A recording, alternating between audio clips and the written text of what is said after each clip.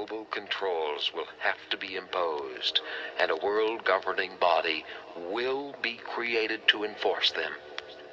Crises precipitate change.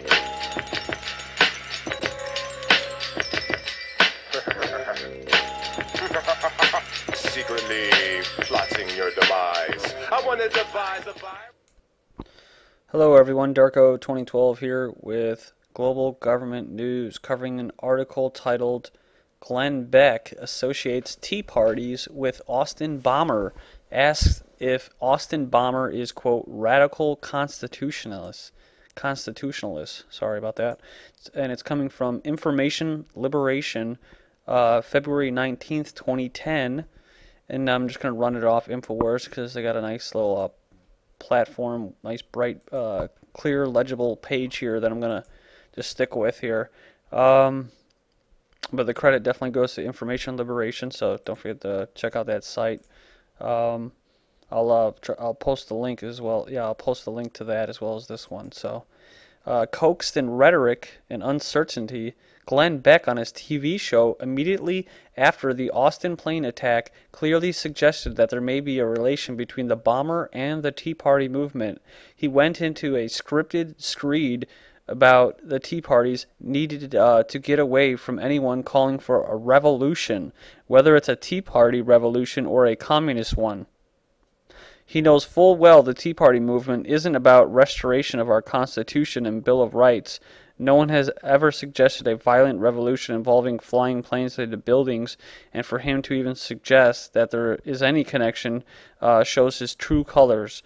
Immediately after the attack, as the buildings still smoldered, Time magazine, the Washington Post, and the New York Magazine all attempted to associate the attacker with the Tea Party movement, despite no evidence and the Tea Party's obvious nonviolent message. Glenn Benedict Arnold Beck could now be added to that list as well. And if we look here at the Washington Post by Mr. Capehart, he says, let's see here, but after reading his 34-paragraph screed, I am struck by how his alienation is similar to that we're hearing from the extreme elements of the Tea Party movement. And what I noticed here, guys, was how this whole thing is centered on the IRS building, or IRS service, the Internal Revenue Service. Sorry, that was redundant, but it's not just about the IRS. There was other offices in that building. I believe it was the CIA, the FBI, and the IRS. So it wasn't just that. And he wasn't just arguing. I mean, it's 34 pages of all kinds of stuff, right? And it wasn't just about the IRS. It wasn't just about taxes. So, but the biggest thing right now is there is a lot of hostility towards the IRS and the American people, and they do drive people to commit suicide. This is not a fantasy. The IRS money, which I believe goes to to the British, and is used as their nice little global tax in a way. Yeah, that's just one facet of it, and they've ruined people's lives and caused them to commit suicide. So this individual may have most likely acted on his own, but reading some of it and reading comments about how he was talking about healthcare and different things like that, he didn't strike me so much as a conservative, a real conservative, not a fascist neocon, but a kind of middle of the line. But what I'm seeing though is like the Alabama shooting where the woman or the individual was connected with MoveOn.org and was somewhat of a liberal. This is being connected to conservatives again. So this is right off the bat something I'm noticing. And just in case you don't believe the article, here it goes: New York News and Features, NewYorkMagazine.com, and it says down here he was mad at the IRS and left what CNN reports was a suicide note on a local website detailing his trials with the agency. In fact, a lot of rhetoric could have been taken directly from a handwritten sign at the Tea Party rally. So, not a joke. Yeah, definitely not a joke. You can see what they're doing. This is exactly what we all expected, was to demonize the conservatives in a time where conservatism, real conservatives, like I said, not neo-fascism, uh, would be most prominent right now in this time, in this period of our lives in history. And it says, we have no ideas what this man's ideology was. He could be from the left. He hates capitalism. He has an anti-business creed that goes on and on. It sounds like anything you could hear in a speech from Van Jones. When you read his anti-tax ravings and his anti-tax for IRS stuff, it sounds like you could be reading bumper stickers off cars or signs of the Tea Party. We have no idea, but here's the point. I have no idea if he's left or right. Is he a communist or a radical constitutionalist? Here's the point. It doesn't matter. The guy is a killer. The guy is a pissed off American, whether he's left or right? And so they're going to try to put that individual in a box and seal it up and say he is a terrorist. Yeah, while people like Glenn Beck and O'Reilly and all these hack newspaper sources that I was just referring to as a reference as far as relating the Tea Party movement to this individual and what he was talking about.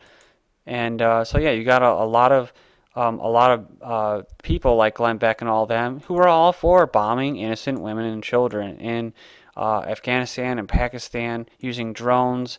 They're all for expanding the war on terror. They're for torturing, renditions. They're for unconstitutional income tax. They're for all of this stuff. But when it comes to an individual sovereign citizen, or once sovereign citizen, as we used to be, no, then we're killers, then we're terrorists. So just to throw it out there, according to Homeland Security, our forefathers were the first terrorists. So that just goes to show you the mindset of these people, including intelligence operatives such as Beck, who most likely is. Get away from anybody who's calling for revolution, whether it's a Tea Party revolution or a communist one. See? So that should just get your blood boiling, man. It says, notice how he draws the connection, and then instead of taking away or condemning anyone making the connection, he simply says, it doesn't matter, right? It doesn't matter.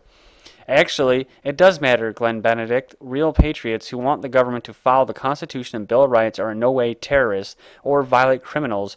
To suggest that to be the case in the most vile of political intimidation and slander.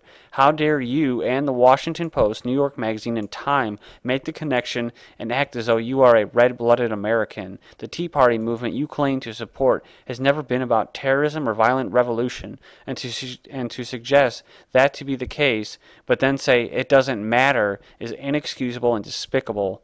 All Tea Party members are radical constitutionalists, end quote. Need to take heed. This man is not your friend, and he is not one of us. Glenn Beck supported the banker bailout despite 95% of Americans being instinctively against it, and he has repeatedly accused Ron Paul supporters and 9/11 truthers of being terrorists, despite there being absolutely no evidence of that being the case.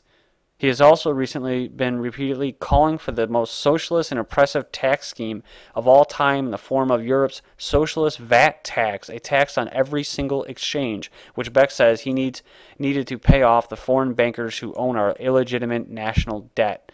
So, there you go, everybody. There's just a couple things. So there you go, everybody. You can see how the chess pieces are being moved on the board.